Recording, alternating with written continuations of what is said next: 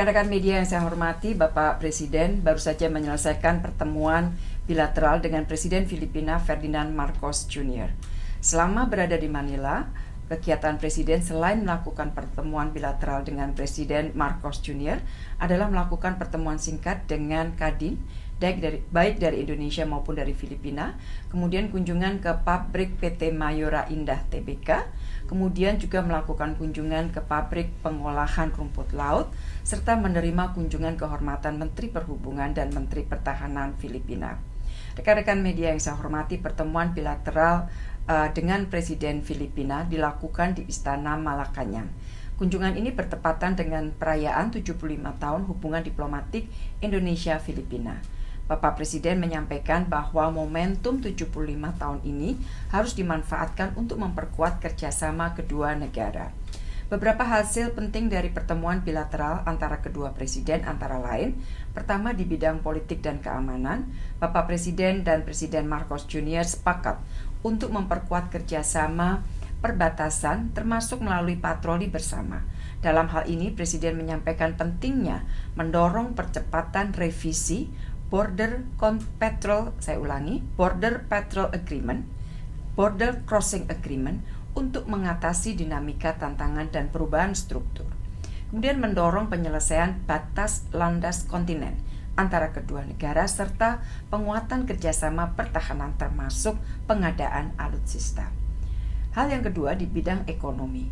Filipina adalah mitra penting ekonomi bagi Indonesia, khususnya di perdagangan. Selama 5 tahun terakhir, volume perdagangan kita terus meningkat, bahkan naik lebih dari 16% pada tahun 2022. Dan kalau kita lihat dari angka perdagangan bilateral, jumlahnya sudah melampaui lebih dari 10 miliar US dollar dengan surplus berada di pihak Indonesia. Di dalam pertemuan, Bapak Presiden dan Presiden Marcos Jr. membahas isu perdagangan ini dan sepakat untuk terus saling membuka akses pasar baik untuk komoditas Filipina ke Indonesia maupun sebaliknya.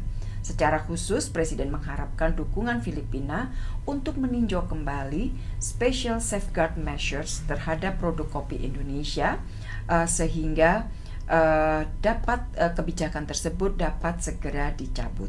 Selain itu, Presiden juga menyampaikan apresiasi atas kepercayaan Filipina pada BUMN Indonesia untuk berkontribusi dalam pembangunan infrastruktur penting di Filipina serta mendorong percepatan groundbreaking North-South Commuter Railway Project.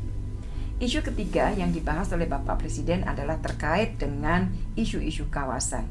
Bapak Presiden menyampaikan pentingnya penguatan kesatuan dan sentralitas ASEAN yang bukan hanya sekedar jargon. Beliau juga menegaskan ASEAN harus tetap berpegang pada prinsip hukum internasional dan menjadi positive force untuk perdamaian, stabilitas, dan kemakmuran. Rekan-rekan media yang saya hormati, sebagai hasil atau deliverable dari kunjungan dan pertemuan bilateral dengan Presiden Marcos Jr. telah ditandatangani MOU di bidang energi antara pemerintah kedua negara. MOU ini akan mempromosikan pengaturan jangka panjang untuk komoditas energi antara pemasok Indonesia dan pengguna Filipina serta mendorong diskusi sektor usaha. Setelah pertemuan bilateral dengan Presiden Filipina, kegiatan Bapak Presiden seperti yang tadi saya sampaikan, melakukan pertemuan singkat dengan Kadin Indonesia dan Filipina dan juga melanjutkan kunjungan ke pabrik PT Mayora Indah Tbk dan juga kunjungan ke pabrik pengolahan rumput laut W Hydrocolloids di kawasan industri Carmona. Rekan-rekan media yang saya hormati, kemarin 9 Januari, jadi sehari sebelum pertemuan bilateral kedua presiden, saya telah melakukan pertemuan bilateral dengan Menteri Luar Negeri Filipina, Enrique Manalo, dalam format Joint Commission on Bilateral Cooperation atau GCBC. GCBC yang sekarang adalah GCBC yang ke-7, GCBC sebelumnya atau yang ke-6 dilakukan 2014 di Jakarta. Pertemuan GCBC ini juga dilakukan dalam rangka persiapan kunjungan Presiden ke Manila, baik dari segi substansi maupun teknis. Di dalam pertemuan GCBC, saya antara lain menggarisbawahi beberapa hal.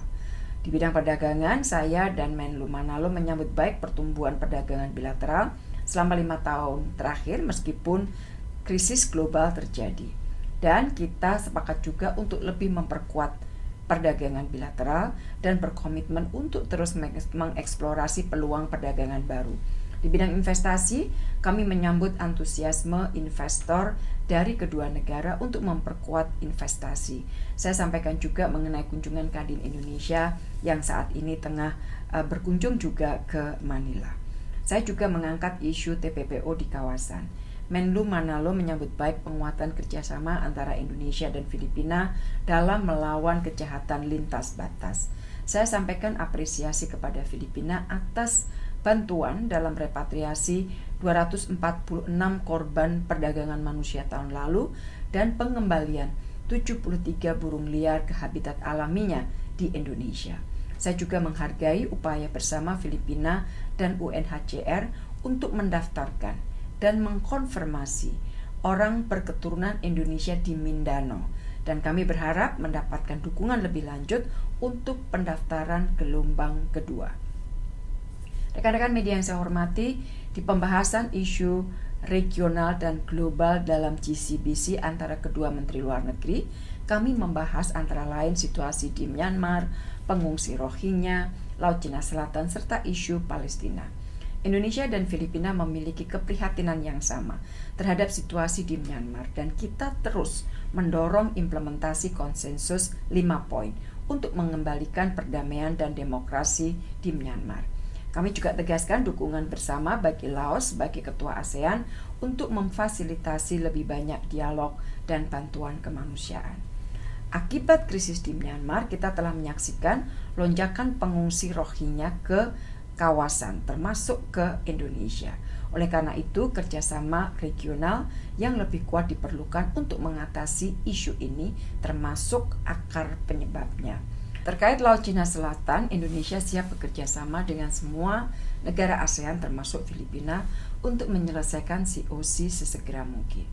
Kami juga menyambut baik Statement on Maintaining and Promoting Stability in the Maritime Sphere in Southeast Asia yang dikeluarkan para Menteri Luar Negeri ASEAN pada 30 Desember 2023 yang lalu. Dan ini merupakan langkah penting untuk memastikan Laut Cina Selatan tetap menjadi laut perdamaian, stabilitas, dan juga kemakmuran. Kami sangat prihatin dan khawatir dengan krisis di Palestina, dan ini kita bahas di dalam pertemuan GCBC, khususnya mencermati situasi di Gaza saat ini. Apa yang terjadi di Gaza sangat mengkhawatirkan karena kita melihat korban terus berjatuhan dan per saat ini telah menewaskan lebih dari 23.000 orang.